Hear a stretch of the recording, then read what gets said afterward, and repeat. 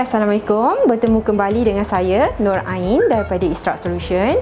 Hari ini kita akan tunjuk media player box. Okey, media player ni merupakan nadi kepada Digital Signage Solution.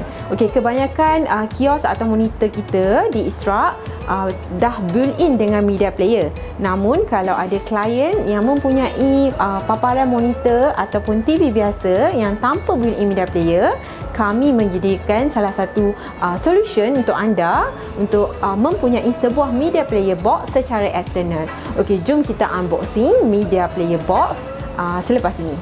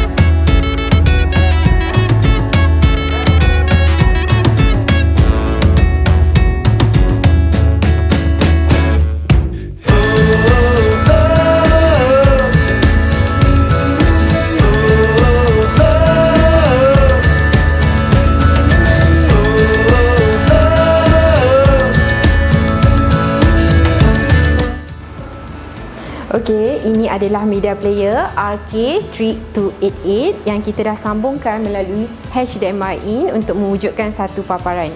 Untuk maklumat lebih lanjut, jangan lupa layari laman web kami www.israk.my dan hubungi kami untuk maklumat yang lebih lanjut.